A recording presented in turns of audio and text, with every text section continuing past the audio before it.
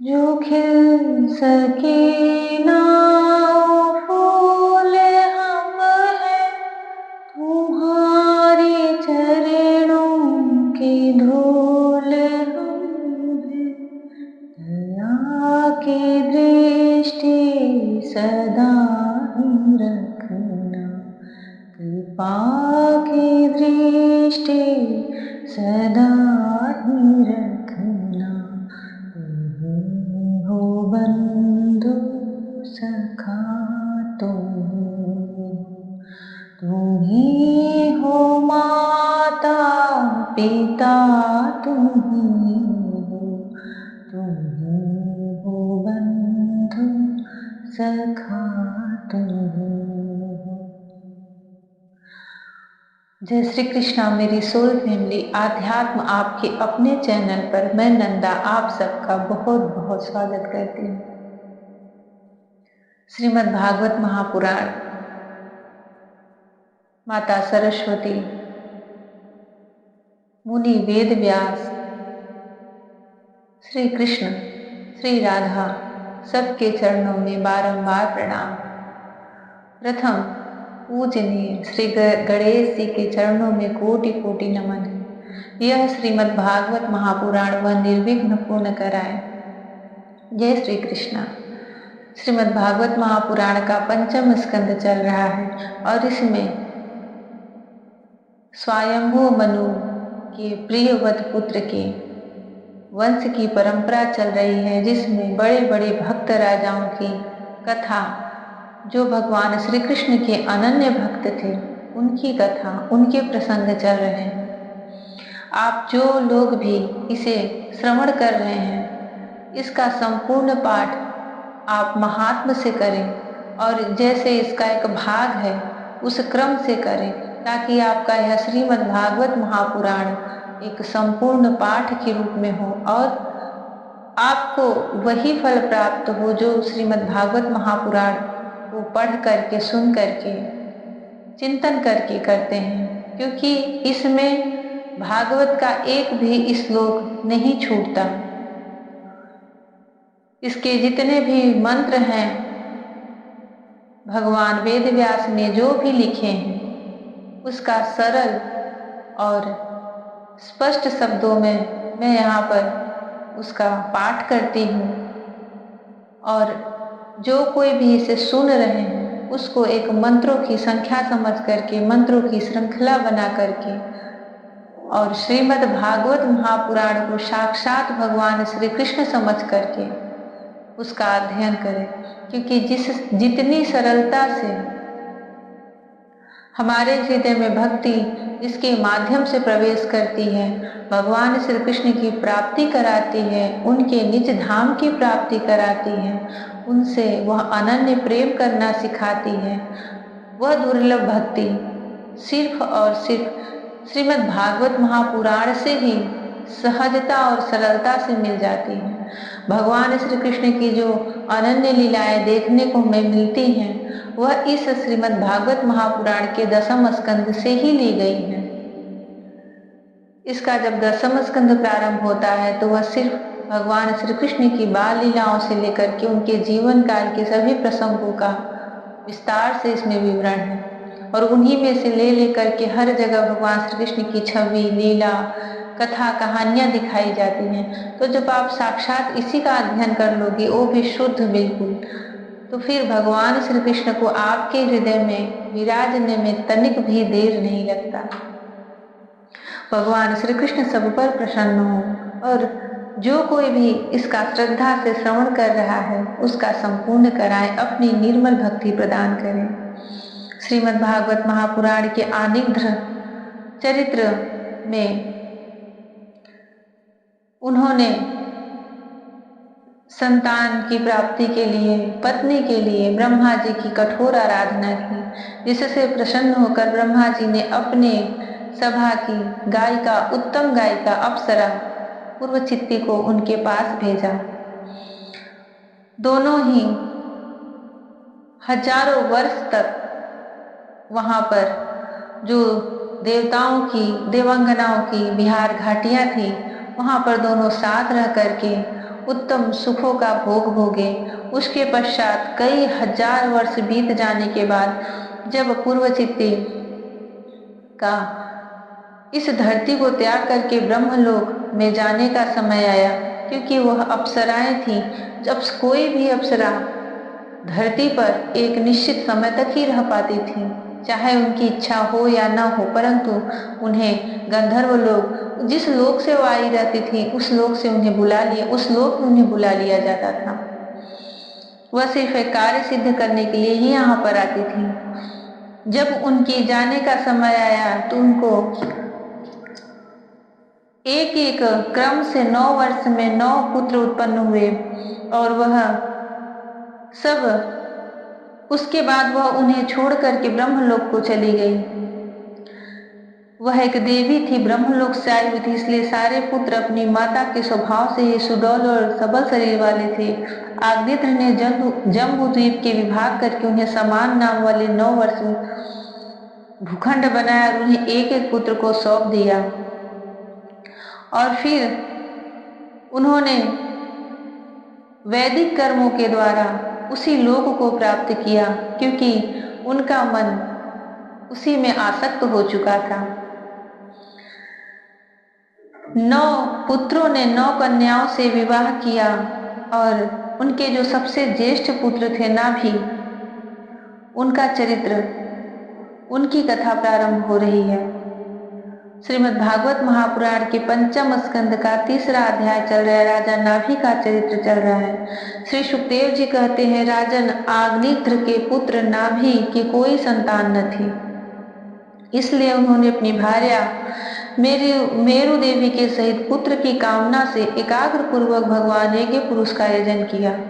यद्यपि सुंदर अंगों वाले श्री भगवान द्रव्य, देश, काल, मंत्र, ऋत्विज, दक्षिणा और विधि इन यज्ञ के साधनों से सहज में नहीं मिलते, तथापि वे भक्तों पर तो कृपा करते ही हैं। इसलिए जब महाराज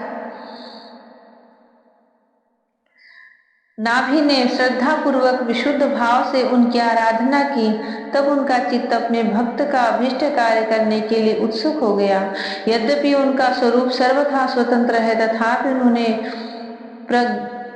प्रवग्र कर्म का अनुष्ठान होते समय उसे मन और नयनों को आनंद देने वाले अवयवों से युक्त अति सुंदर हृदयाकर्षक मूर्ति में प्रकट किया। उनके श्रीअंग में रेशमी पीतांबर था। भगवान उनके यज्ञ में प्रकट हुए हैं। उनके स्वरूप का बहुत ही सुंदर वर्णन हो रहा है। आप लोग भी जब जब भगवान के प्रादुर्भाव का वर्णन हो, उनके प्रकट होने का वर्णन हो भागवत में, उस समय जैसे उन्होंने मुनि वेद व्यास जी लिखे हैं, स्पष्ट उसी तरह अपने मन में उनकी छवि को बैठाएं, क्योंकि जितना स्पष्ट और सत्य भगवान श्री हरि का वर्णन यहाँ पे होता है, आप और कहीं नहीं सुन सकते। और यह हमारे ध्यान में एकाग्रता बढ़ाता है, हमारे हृदय में उनकी छवि को स्पष्ट करता जाता है। हमें समझ में आता है कि श्री हरि दिखते कैसे हैं, कृष्ण दिखते कैसे हैं। उनके एक एक अंगों का, उनके एक एक आभूषणों का, उनके वस्त्र का, उनके हाव भाव का बहुत ही सुंदर वर्णन होता है भागवत में जब वह प्रकट होते हैं। हृदयाकर्षक मूर्ति में प्रकट किया। उनके श्रीअंग में रेशमी पीतांबर था, वक्षस्थल पर सुमनोहर श्रीवत्स चिन्ह सुशोभित था, भुजाओं में शंख चक्र गदा पद्म तथा गले में वनमाला और कौस्तुभ मणि की शोभा थी। संपूर्ण शरीर अंग प्रत्यंग की कांति को बढ़ाने वाले किरणा जाल मंडित मणिमय मुकुट, कुंडल, कंकड़, करधनी, हार, बाजूबंद और नुपुर आदि आभूषणों से विभूषित था। ऐसे परम तेजस्वी चतुर्भुज मूर्ति पुरुष विशेष को प्रकट हुआ देख ऋत्विज, सदस्य और यजमान आदि सभी लोग ऐसे आह्लादित हुए जैसे निर्धन पुरुष अपार धनराशि पाकर फूला नहीं समाता। फिर सभी ने सिर झुकाकर अत्यंत आदर पूर्वक प्रभु की अर्घ्य द्वारा पूजा की और ऋतुजों ने उनकी स्तुति की। ऋतुजों ने कहा, पूज्यतम, हम आपके अनुगत भक्त हैं। आप हमारे पुनः पुनः पूजनीय हैं, किंतु हम आपकी पूजा करना क्या जाने। हम तो बार बार आपको नमस्कार करते हैं, इतना ही हमें महापुरुषों ने सिखाया है। आप प्रकृति और पुरुष से भी परे हैं, फिर प्राकृत गुणों के कार्यभूत इस प्रपंच में बुद्धि फंस जाने से आपके गुणगान में सर्वथा असमर्थ ऐसा कौन पुरुष है जो प्राकृत नाम रूप एवं आकृति के द्वारा आपके स्वरूप का निरूपण कर सके। आप साक्षात परमेश्वर हैं। आपके परम मंगलमय गुण संपूर्ण जनता के दुखों का दमन करने वाले हैं। यदि कोई उन्हें वर्णन करने का साहस भी करेगा तो केवल उनके एकादेश का ही वर्णन कर सकेगा। किंतु प्रभु, आपके भक्त प्रेम गदगद वाणी से स्तुति करते हुए सामान्य जल, विशुद्ध पल्लव, तुलसी और दूब के अंकुर आदि सामग्री से आपकी पूजा करते हैं तो भी आप सब प्रकार से संतुष्ट हो जाते हैं। हमें तो अनुराग के सिवा ऐसे द्रव्य कालादि अनेकों अंगों वाले यज्ञ से भी आपका कोई प्रयोजन नहीं दिखलाई देता, क्योंकि आपसे स्वतः ही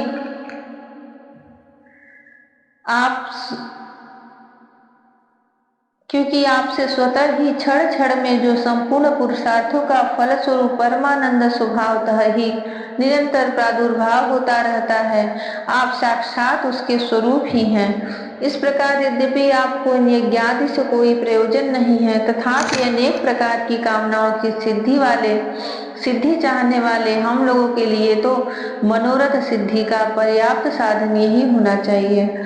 आप ब्रह्मादि परम पुरुषों की अपेक्षा भी परम श्रेष्ठ हैं। हम तो यह भी नहीं जानते कि हमारा परम कल्याण किसमें है, और न हमसे आपकी यथोचित पूजा ही बनती है।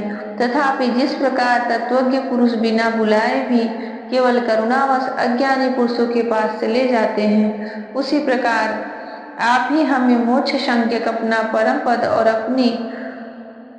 पद और हमारी अभीष्ट वस्तुएं प्रदान करने के लिए अन्य साधारण यज्ञ दर्शकों के समान यहाँ प्रकट हुए हैं। ऋत्विज लोग भगवान की बड़ी ही सुंदर स्तुति कर रहे हैं। पूज्यतम, हमें सबसे बड़ा वर तो आपने यही दे दिया कि ब्रह्मादि समस्त वरदायकों में श्रेष्ठ होकर भी आप राजर्षि नाभि की इस यज्ञशाला में साक्षात हमारे नेत्रों के सामने प्रकट हो गए। अब हम और क्या वर मांगे। जब भगवान जिस यज्ञ में प्रकट हो जाते थे तो जो यज्ञ कराने वाले ऋत्विज पुरोहित सब रहते थे, वह अपने आप में फूले नहीं समाते थे, क्योंकि उनका वह कार्य सिद्ध हो चुका रहता था। वह अपने मंत्रों से, अपनी पवित्रता से, यज्ञ के नियम से भगवान श्री हरि को, भगवान श्री कृष्ण को साक्षात मंत्रों के द्वारा आहुति डाल करके उस यज्ञ मंडप में प्रकट कर लेते थे। यह उनके लिए बहुत बड़ी बात रहती थी। इसलिए जब वह भगवान सामने साक्षात आते थे तो वह गदगद वाणी से उनकी स्तुति करते थे, भावुक हो जाते थे, कुछ बोलने में असमर्थ से हो जाते थे, क्योंकि सारे कार्य सिद्ध हो चुके रहते थे जब भगवान वहां आ जाते थे। सारी मनोकामनाएं पूर्ण हो जाती थी जब श्री कृष्ण वहां आ जाते थे। प्रभु, आपके गुणगणों का गान परम मंगलमय है। जिन्होंने वैराग्य से प्रज्वलित हुई ज्ञानाग्नि के द्वारा अपने अंतःकरण के राग द्वेषादि संपूर्ण मलों को जला डाला है, अतएव जिनका स्वभाव आपके ही समान शांत है, वे आत्माराम मुनिगण भी निरंतर आपके गुणों का गान ही किया करते हैं।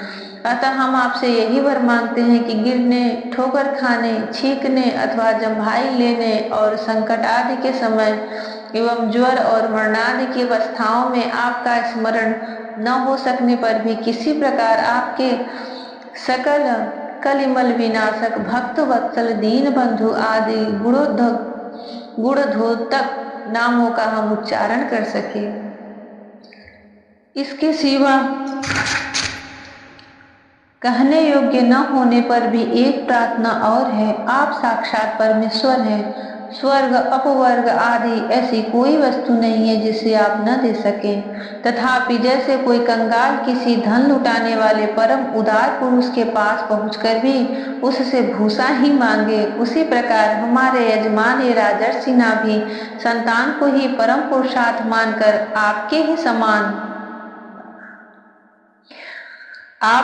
समान पुत्र पाने के लिए आपकी आराधना कर रहे हैं। यह कोई आश्चर्य की बात नहीं है। आपकी माया का पार कोई नहीं पा सकता और न वह किसी के वश में ही आ सकती है। जिन लोगों ने महापुरुषों के चरणों का आश्रय नहीं लिया, उनमें ऐसा कौन है जो उसके वश में नहीं होता। उसकी बुद्धि पर उसका पर्दा नहीं पड़ जाता और विषय रूप विषय का वेग उसके स्वभाव को दूषित नहीं कर देता। यह भगवान की माया के लिए कह रहे हैं वे लोग कि आपकी माया का पार कोई नहीं पा सकता और न वह किसी के वश में ही आ सकती है। जिन लोगों ने सिर्फ वही बच सकते हैं जिन लोगों ने महापुरुषों के चरणों का आश्रय लिया है। नहीं तो ऋत्विज लोग भगवान से कह रहे हैं कि जिन लोगों ने महापुरुषों के चरणों का आश्रय नहीं लिया, उनमें ऐसा कौन है जो उसके वश में नहीं होता, उसकी बुद्धि पर उसका पर्दा नहीं पड़ जाता और विषय रूप विष का वेग उसके स्वभाव को दूषित नहीं कर देता। देव आप भक्तों के बड़े बड़े काम कर देते हैं। हम मंदमतियों ने कामनावश इस तुच्छ कार्य के लिए आपका वाहन किया है, वह आपका अनादर ही है। किंतु आप समदर्शी हैं, अतः हम अज्ञानियों की धृष्टता को आप क्षमा करें। कितनी भी बड़ी बड़ी मनोकामनाएं हों, पर जब भगवान आ जाते हैं सामने तो एक बार तो मन विचलित ही हो जाता है कि हम उनसे क्या ही मांग रहे हैं। साक्षात भगवान श्री हरि सामने खड़े हैं कल्प वृक्ष के समान। हम उनसे स्वयं मांग ले तो दे दें, परंतु माया ऐसी चीज है, भगवान की ही बनाई हुई है कि मनुष्य के हृदय में अगर किसी चीज की कामना एक बार बैठ जाती तो भगवान भी सामने खड़े हों, तब भी पहले तो वह अपनी वह इच्छा वह मनोकामना पूर्ण करने के लिए ही भगवान से प्रार्थना करता है। भगवान उसे मुस्कुरा कर देके अंतर ध्यान हो जाते हैं। फिर बहुत समय बाद उसे इस बात का एहसास होता है, ग्लानि भी होती है, पश्चाताप भी होता है। जब उसके सारे प्रारब्ध खत्म होने लगते हैं तब समझ में आता है कि भगवान तो मेरे सामने आ गए थे, परंतु मैंने उनसे यह संसार ही मांगा, यह नष्ट होने वाला संसार, यह माया ही मांगी। यह भगवान की माया ही होती है, बुद्धि फिरा देती है। आप उनके सामने हो, वह आपके सामने है, परंतु अगर अभी आपके अंदर थोड़ा सा भी संसार के प्रति आसक्ति है तो आप उनके सामने रह के भी आप उन्हें नहीं मांग पाओगे। वह मुक्ति, वह भक्ति, वह मोक्ष नहीं मांग पाओगे। इसमें कितनी बार ऐसे प्रसंग आया है, फिर उन्हें दोबारा तपस्या करना पड़ता है, दोबारा उन्हें प्रसन्न करना पड़ता है। बस इतना ही फर्क अंतर होता है कि अब वह समझ चुके रहते हैं, वह किसी मोह माया में नहीं बंधते। और जब उन्हें अंतर ज्ञान हो जाता है तो भगवान उन्हें सहज ही प्राप्त हो जाते हैं। श्री सुखदेव जी कहते हैं, राजन, वर्षाधिपति नाभि के पूज्य ऋतिजों ने प्रभु के चरणों की वंदना करके जब पूर्वोक्त स्त्रोत से स्तुति की, तब देवश्रेष्ठ श्री हरि ने करुणावश इस प्रकार कहा। श्री भगवान ने कहा, ऋषियों, बड़े असमंजस की बात है। फिर भी राजा नाभि के जो ऋत्विज थे, जिन्होंने यज्ञ करवाए थे, वह थे तो बहुत ही बुद्धिमान। उन्होंने भगवान की इतनी सुंदर स्तुति की और बात ही बात में वरदान के रूप में उन्होंने भगवान को मांग ही लिया, क्योंकि उन्होंने कहा कि मुझे राजा नाभि को, जो मेरे यजमान हैं, उनको आपके ही जैसा पुत्र चाहिए। अब भगवान असमंजस में आ गए। भगवान ने कहा, ऋषियों, बड़े असमंजस की बात है। आप सब सत्यवादी महात्मा हैं, आपने मुझसे यह बड़ा दुर्लभ वर मांगा है कि राजर्षि नाभि के मेरे समान पुत्र हो। मुनियों, मेरे समान तो मैं ही हूँ, क्योंकि मैं अद्वितीय हूँ। तो भी ब्राह्मणों का वचन मिथ्या नहीं होना चाहिए। द्विज कुल मेरा द्विजकुल मेरा ही तो मुख है। वो ब्राह्मणों को बोल रहे हैं, ब्राह्मण को द्विजकुल भी कहा जाता है। और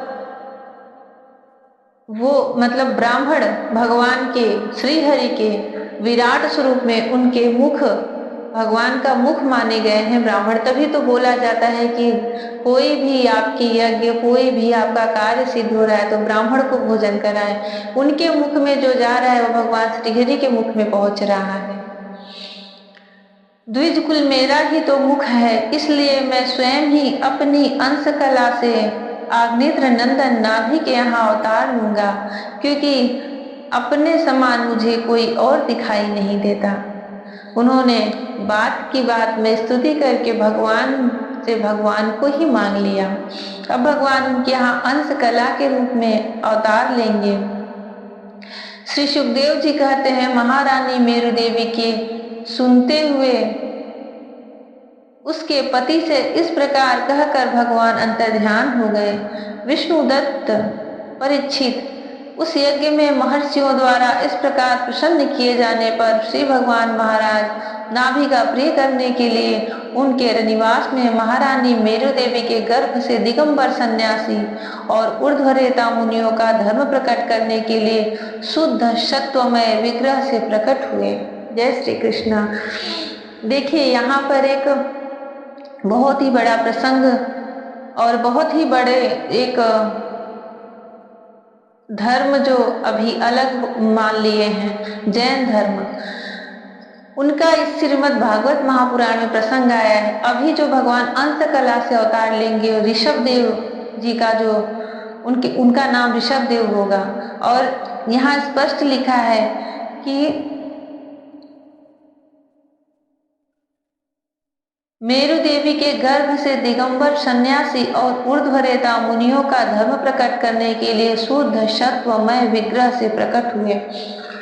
भगवान जो ऋषभ देव हैं, और अभी जैन धर्म में जो सबसे पूर्वज में देखो तो उनके एक गुरु हैं, उनके सब अभी अनुयायी हैं, वो ऋषभ देव जी ही हैं। प्रमुख में जो उनके प्रथम गुरु जो आते हैं जैन धर्मियों के, जो दिगंबर हैं, जो दिगंबर भेष में रहते हैं, वह भगवान के अंश कला अवतार ही हैं। तो वह श्री विष्णु श्री कृष्ण के ही तो अंश हैं, उन्हीं के अवतार हुए।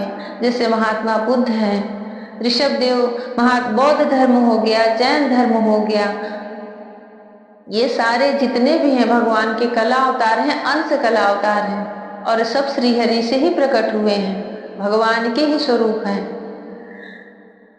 श्रीमद् भागवत महापुराण में ऋषभ देव जी का बहुत ही सुंदर प्रसंग आता है और स्पष्ट प्रसंग आता है। उन्होंने राज्य करके, राजपाट करके, बड़ी लंबी आयु जी करके जब अंत में संन्यास लेते हैं और उस संन्यास के मार्ग पर जब वह चलते हैं तो बहुत ही कठिन इसमें बताया गया है, बहुत कठिन बताया गया है। और अभी भी जो उस धर्म के मानने वाले हैं, उस पर चलते हैं, वो भी उसी प्रकार उस नियम को अपनाते हैं जैसे इसमें लिखा गया है। श्रीमद् भागवत महापुराण का प्रति दिन पाठ न कर पाए फिर भी इसका इतना ध्यान अवश्य रखें, इसके भाग से इसका अध्ययन करें ताकि आप लोगों का यह क्रम से पूरा हो। इसमें आगे पीछे करके पढ़ने से वह जो एक मंत्रों की संख्या है, मंत्रों की जो श्रृंखला है वह टूट जाएगी, और जो एक पूर्णतया पाठ होता है उसमें विघ्न आ जाएगा। इसलिए जब भी पढ़ें तो इसके भाग से ही पढ़ें ताकि आपका वह निर्विघ्न पूर्ण हो। जय श्री कृष्ण। राधे राधे। हरि ओम।